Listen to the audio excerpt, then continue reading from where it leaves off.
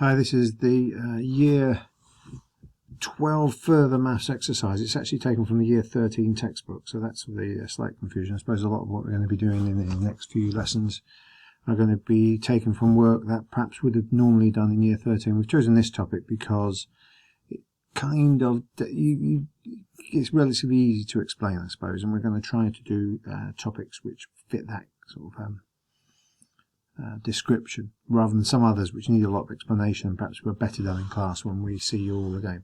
So anyway, this is a new topic called hyperbolic functions, and you often hear things being hyperbolic. It's not quite as rude as it sounds. It basically just means a different type of curve, and that's probably the best way of describing it. Now, underneath this picture you can see a cone. Well, it's meant to be a cone underneath that, and what happens essentially is the cone is sliced, and if you slice it directly across you get a circle. If you slice it at an angle you get an ellipse, and if you cut straight down or slightly sideways down you either get a parabola, which of course is a quadratic, and if it's straight down you get this hyperbola. And the hyperbola is the function that we get, and I'll show you it in a bit more detail now. Let's just try to do this. So first things first, you're going to need to know what the graphs of y equals e to the x are as a starter to do this, and also y equals e to the minus x is. Now interestingly, I'm actually asking you here not to draw those, but you'll need to know them, so I'll just draw them now. You should know that e to the x looks something like this. That's actually the exponential growth of our COVID curve at the moment, but there you go. And this is e to the minus x, and in both of them it crosses at 1. Now, if I draw this graph, therefore, effectively I'm dividing these things by 2, so it won't surprise you to learn that now it's not crossing at 1, it's now crossing at a half. But essentially these are two graphs that you've seen before, e to the x, e to the minus x. Notice it never ever touches the x-axis. It gets pretty damn close, but it never ever touches it. So on your graphs, you should, when you draw these for real, you should try to make sure it's slightly obvious that it doesn't touch. Perhaps leave a little gap there, even though there isn't a gap there. So that's the facts that you need to know before we get started properly on this. You need to know the graph of y equals e to the minus x over 2 and y equals e to the x over 2, and there they are. As I say, this one and this one. And the very first thing I'm going to do is define for you what we are going to call cosh of x. Cosh, so you can see it. I mean, it looks very much like cos of x, and the reason why we call it cosh is because it has certain properties which are very similar to cos x, and I'll come on to those properties later on. Now, first of all, just notice for a moment that we define, and this is literally a definition. Someone decided one day we're going to have a look at the graph of e to the x over 2 plus e to the minus x over 2. Of course, those two things we were doing just now. And those graphs which I just drew, this one going up and one going down, if we add them together, because that's what it tells me to do, a half plus a half makes a whole one. So, interestingly, it hits 1 again. And if I add them together, again, you've got this curve here and this little bit here, it makes it a bit higher. And it does it on both sides, and you can actually see, you get this is the hyperbolic curve, as it's called. And some people call it a catenary. But that curve that you get is the curve of cosh of x. So that's one definition of what we call a hyperbolic function. Cosh of x is e to the x over 2 plus e to the minus x over 2. And it won't surprise you to learn, you can often see that written as a half of e to the x plus e to the minus x. Okay, so that's our definition of cosh of x. Now, we've added here, so this is what happens if you subtract these two funny curves. Again, I've drawn this on here for you. I've drawn the two curves we started with. And if I add them together, sorry, no, if I take them away, so the blue one minus the purple one, it just drops it down a little bit here. And as obviously as it gets smaller and smaller, it drops it down less and less. Now on this side, you can just see that we're doing, again, we're doing the positive one, that one, minus this one, and that's why we get a negative thing. Now I actually think that looks very similar to a tan graph, but more importantly, it has properties of a sine curve, a sine function, and we'll see those properties later.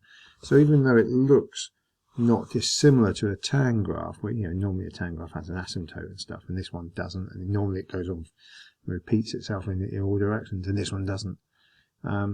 It has the properties as a function of the sine curve, and therefore we call it sine, or rather sine x. Now, yeah, it's very hard to pronounce sine. So some people call it cinch. I won't call it that. I call it shine. So I pronounce it shine, and so do most people, to be honest. So even though it's got the h at the end, we pretend it's at the front and we call it shine. And again, this is sometimes written as a half of e to the x minus the e to the minus x. And notice the introduction of the minus for the shine function rather than on the cosh it was a plus. The third function you need to know is, well, you can see it looks very, very similar to, well, it's kind of like the tan graph, but it's in a funny direction. So it's not the tan graph at all, but it has similarities to that. And of course, I'm defining it to be shine divided by cosh, in the same way I define tan to be sine divided by cos. So shine divided by cosh, and we call this than. So again, some people call it thanch, but I don't like the sound of that. Than x is what we call it. But just notice this bit down here. Of course, we've got a definition for shine, and we've got a definition of cosh. Now shine, so if I just do this, I'm going to write shine, and remember that is a half of e to the x minus e to the minus x. And we've got cosh, which is a half e to the x plus e to the minus x. And I'm dividing one by the other, because that's what than tells me to do. It says shine divided by cosh. Now, the halves cancel. And so what I want you to do is just have a play with this expression and see if you can rewrite it in the terms I'm going to show you in a bit. I think you might have to multiply top and bottom by something. But I'll leave that to you to try and work out what. I reckon you can write it like that. And that's worth learning. It comes up every now and then. You think, that's that, where if we write it like that, it's a bit simpler. So I'm going to leave that as a little puzzle for you to do, to try to simplify this thing to this thing. So have a go at that. A few sketching graphs. Now, a lot of what exercise 6a is all about is, here's a function, and we want you to draw it. So obviously you need to know what the main function is. Now, as it happens, this one's than. So than of x goes from -1 to 1. And if you should remember your transformations that we did in normal maths. So if I effectively, I've got the same graph, but I'm adding 2 to it. And you should know that this is a translation. And if I add 2 to it, it's not in the bracket. If it's in the bracket, remember it goes left and right. But a translation like this will go translation 0 across 2 up. And so rather than being this graph where it goes from -1 to 1, we should see a graph, and it should go from, well, not from 1, it should go up to 3, I reckon. And it should, rather than -1, it should go to 1. But other than that, it should broadly be the same. I'll draw an asymptote because it gets close to these, but it never gets past them. And then it just does this. And it crosses there at 2. Let's see if my graph I've drawn. Yeah, so, I'm not convinced it's the same graph. Let me just have a look at the book I stole this picture from. Oh, in the no, it's a completely different graph. I'll do that one as well. So mine is right. This is correct. The one in the book says draw the graph of f of x equal to, and it says 3 tan x plus 2. So it's actually exactly the same as what I've got. It's like I've got to slide a 3 in there. Again, if you do that, what you should do, you should remember that you're doing really, you think of this in Bodmer's terms. So this is a times, this is an add. We do this bit first. So I'm going to, now again, you need to know what it is. This is a stretch in the posh way of writing it is parallel to the y-axis by a scale factor of 3. Basically it means rather than going normally from up to 1 down to -1, it goes up to 3 and down to -3. And of course then I've got this translation to do, which means it goes up to 5 and up to -1. So suddenly this very dodgy picture, that's -1, it crosses in the middle of that at 2, it goes up to 5, and you can see the tan graph now working perfectly. So that's all right. Now, a couple of things they've asked. What's the largest possible domain? Well, domain, if you remember, is the numbers that can go into the x. So effectively, we look along here, and you'll see basically it goes on forever in each direction. And that's why we say x is real. Any number can go in, because we look in the x direction, and there's no restrictions at all. In the y direction, that's how we work out the range. And the y direction, it is limited. It doesn't go beyond 5. It doesn't go below -2. So the corresponding range is between -1 and 5. And notice I can't equal it because it never ever touches the asymptotes. Now I've got another one here which I haven't got a picture for because I've just made it up. But I want you to see this. First of all, I suppose we need just to remind ourselves of the Koch graph. Let's go back to the Koch graph. So the Koch graph, that's shown. The Koch graph hits at 1 and then does this U shape. So let's just use that for what we are about to do. So this has got, well, let's have a look first of all. Now, one thing I'm not convinced you've quite yet done yet, and I need to therefore teach you it. Now, in the bracket, you'll notice there are 2 things going on. And when there are 2 things going on, you need to do both of them. This is actually a stretch, because it's a times by 2 scenario. And this is a -3, so that's, you should remember that's a translation.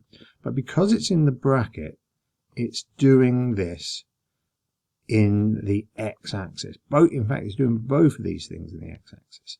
So the stretch is actually a stretch of a scale factor. Because it's times by 2, it's a scale factor of 1/2. And the -3, because it's a translation in the bracket, it actually is by the vector 3, 0, i.e. even though it says minus, it means it goes 3 to the right. Now, I need to explain something here. When you do this, and there's a double transformation in the bracket, you'll remember me saying that things in the bracket happen in the wrong kind of way. So I've said, explained to you in the past that if it says times by 2, really it's a scale factor of 1/2. I've said to you, if it's -3, really it's going 3 to the right, even though it should be going to the left.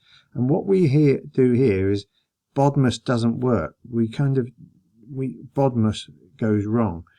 So what we are going to do is we've got to do this one first. We're going to translate first, and then we're going to stretch. Now that kind of matters. So my picture should be like this. That's what Koch x looks like. And the rule says I've got to move it across by 3. So there you go, I've moved it across by 3. That point there goes to 3. But then I've got a scale factor of 1/2. So in actual fact, it comes back to here. And at 3/2 is my low point. Just be aware, I'm also stretching. This is a stretch to the y-axis. So that's going to stretch it up to about 4. And it's going to look like this. This is 3/2, comma 4, because it was at 1. So definitely largest possible domain, all numbers. The range, was anything above 4. So you've got to do exercise 6A, page 131, and any questions, just let me know.